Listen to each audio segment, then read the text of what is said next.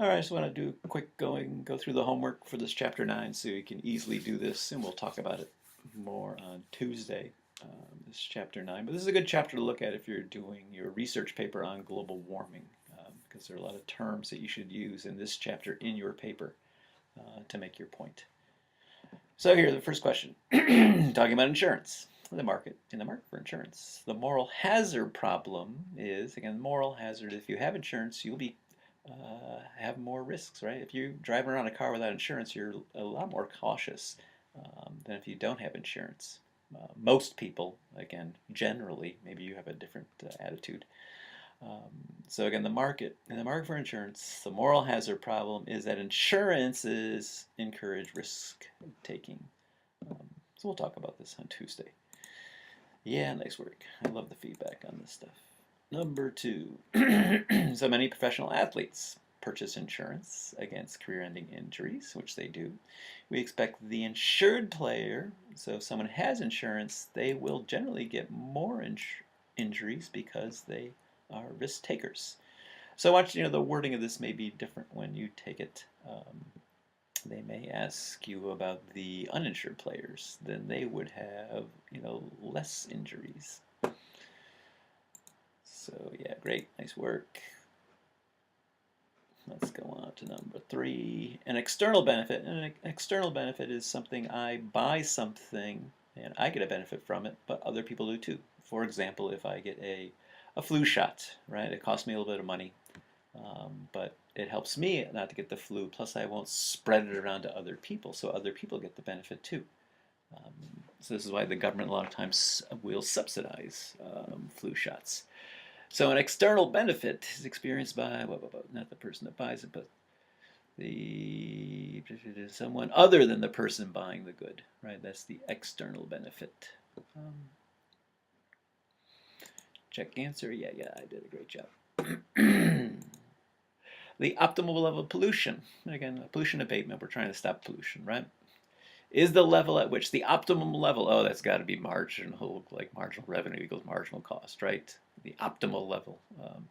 So here, the marginal benefit, which is kind of like marginal revenue of the abatement, is equal to the marginal cost of the abatement. That's got to be it, right?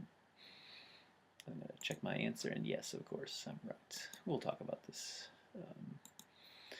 The marginal cost of an abatement is typically, again, the cost of how much does it cost to stop pollution generally increases with the level of abatement. Again, if I'm going to try to cut down pollution in cars to zero, there'd be a lot of pollution controls in cars, right? And it'd be extremely expensive. But it could be done, but it wouldn't be economically feasible. Let's see, the social cost of production, because again, this is for polluters, right? If I'm a polluter in a river, I am a big chemical factory, I create finished products, and I have a byproduct. Part of my production is pollution. I dump into the river, and it goes down the stream, right? I don't care about it. But again, it's going to be costing to some people, down river. Maybe it causes health problems for people. It pollutes their water intake. So it's this one. It is the what? I got to add the two together. Basically, the cost for the producer and the cost, the external cost. So it's the private cost plus the external cost. And again, the external cost is the pollution down the road. The private cost is the cost to the chemical plant itself. Yeah, great, nice job. Number 7, a pollution tax will decrease the amount of pollution a firm generates if the tax exceeds, right, the marginal cost of the abatement, right? It's that same marginal revenue, marginal cost, right? Great job. A carbon tax, and this is what a lot of people want to put more taxes on, especially coal-burning plants. But here they're doing for home heating oil. So they put a tax on home heating oil, right? The supply curve for it, I would say left, but they say up. Yeah, great. It's going to basically cut supply, right? And if you cut supply, the price is going to increase, right? Yeah. And the equilibrium quantity, of course, will decrease. So people, again, you'll turn your thermostats down in the winter and have it colder, right? If the price goes up, kind of a common sense thing. Last one. Let's see if I can continue my 100% score here. A pollution tax encourages firms to develop more efficient abatement technology. And again, this is very common sense, right? If they put a lot of tax on pollution, basically, companies are going to try to come up with new technologies to deal with it.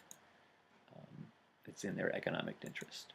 All right, so use this to do the homework. Should be fairly simple, and we will talk about this on Tuesday. The next chapter we're going to do is the labor costs. Excuse me, the income of labor, and be useful for, again, chapter 10 will be good if you're doing your research paper on income inequality. And if you're doing income inequality, which is again a very easy to research this semester, the chairwoman of the Federal Reserve, Janet Yellen, came out yesterday talking about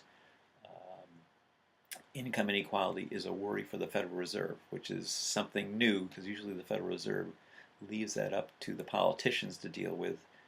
But the Fed's seeing that politicians aren't doing anything about it, so they're getting involved in the issue. So makes it easier and easier for you to write that paper because there's going to be a lot of talk about what the Fed chairman said on Friday. And again, today's New York Times has a big article on Chairwoman Yellen.